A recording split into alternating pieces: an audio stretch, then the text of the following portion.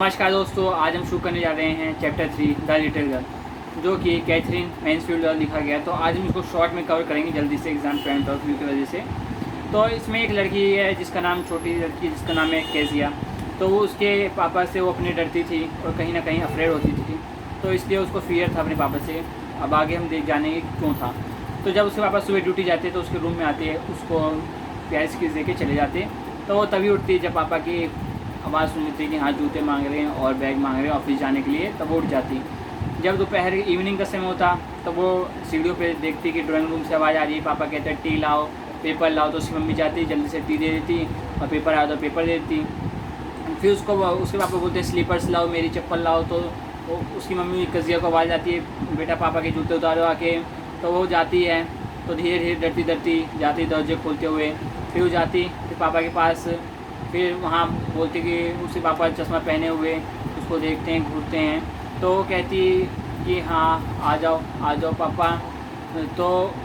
तो ऐसे ही कहते हैं। तो उसके बेटे चश्मा पहने हुए घूरते हैं तो उसको बहुत बुरा लगता है। तो उससे पूछते हैं क्या तुम अच्छी लड़की नहीं बनना चाहती? तो वो कहती है आई डोंट नो, क्योंकि वो वर्ड को कहीं ना कहीं खींचना चाहती थी। तो उसके पापा बोलते हैं तुम्हारे साथ क्या बीमारी है, क्या तुम्हें डॉक्टर के पास ले जाना पड़ेगा? तो कहती है कि यही बात बता रखा है कि उसके पहले कभी नहीं होता था कि दूसरों के साथ ऐसे तुतला के बोले, हेजिटेशन फील करें। और उसके पापा के साथ ही होता था क्योंकि वो वर्ड को लंबा खींचती थी। तो यही सब बातें बता रखा है। तो संडे की इवनिंग उसकी ग्रैंड मदर उसे बोलती जाओ पापा से बात कर लो। तो जैसे ही जाती ड्राइंग रूम में, वो देखती कि मम्मी न्यूज़पेपर पढ़ रही हैं और पापा जो है सो रहे हैं, मुंह पे रुमाल रखे और पैर के नीचे पीढ़ी सी तकिया रखे सो रहे हैं, पिंक तकिया रखे।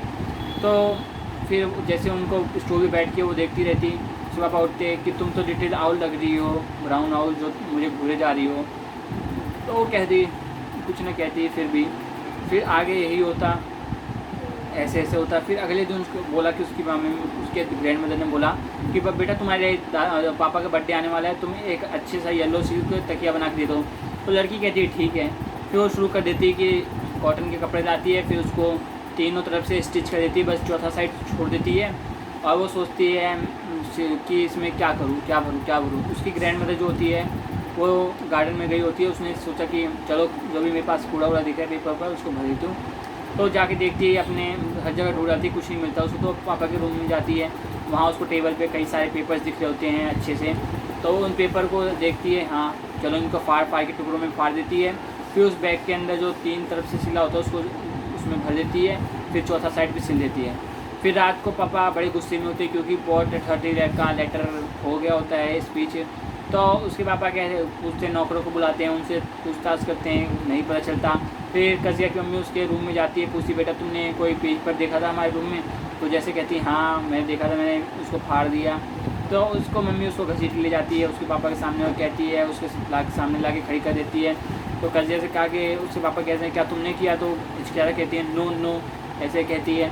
फिर वो कहते हैं उसके पापा जाओ इसको रूम में लेकर, उसको मैं भी बताता हूँ। तो उसकी मम्मी उसको रूम में ले जाती है। फिर वहाँ इवनिंग का समय हो जाता तो इवनिंग की लाइट देख के वो बड़ी सैड हुई होती है क्योंकि उसकी किसी ने एक बात नहीं सुनी, वो क्या एक्सप्लेन करना चाहती थी। फिर उसके पापा आते हैं स्केल लेके, फिर कहते हैं अपना हाथ आगे लाओ। फिर उसके एक मारते हैं तो उसके जो पाम होते हैं वो पूरा पिंक हो जाता है। फिर भी वो एक्सप्लेन करने की कोशिश करती है कि उसके पापा पूछते हैं क्यों किया, तो कहती है आपका बर्थडे था।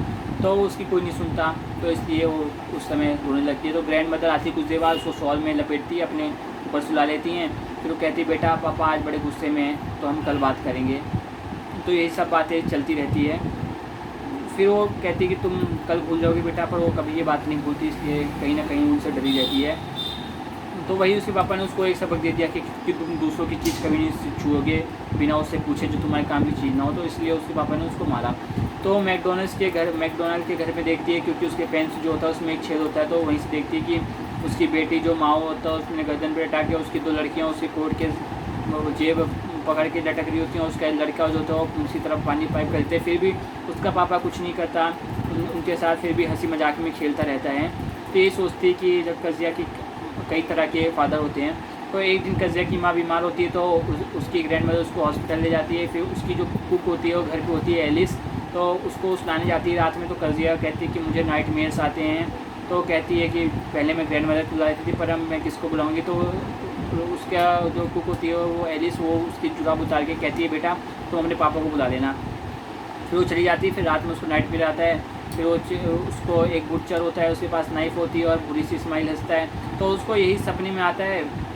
तो पुराना तो पूछती बोलती ग्रैंड मदर कहाँ है, ग्रैंड मदर कहाँ। उसके पापा आते हैं, देखते हैं कैंडल उसके बगल में खड़े होते, कैंडल लेके कहते क्या हुआ। वो कहती ग्रैंड मदर चाहिए मुझे, और नाइट में आता है, बुरे सपने आते हैं रात में।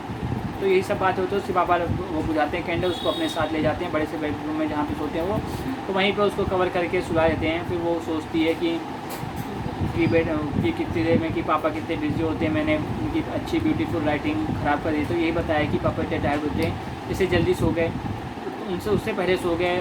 तो फिर से वो थोड़ी सी जैसे सांस छोड़ती है, तो उसके पापा जग जाते हैं, बोलते क्या हो। कहती है अनदर नाइटमेयर। तो कहती है कि अपना सर मेरे हेड के ऊपर रख दो, मेरे तुम देखो। तो कहती है कि ये पंप कर रहा है, ऐसे ऐसे बातें वो कहती है। तो वही कहती है कि आप कितने अच्छे हो। तो यही सब बातें उसको बाद में समझ आती है कि उसके पापा बुरे नहीं थे। यही स्टोरी का एंड है। अगर आपको अच्छी लगे तो लाइक शेयर सब्सक्राइब जरूर कीजिएगा। धन्यवाद दोस्तों।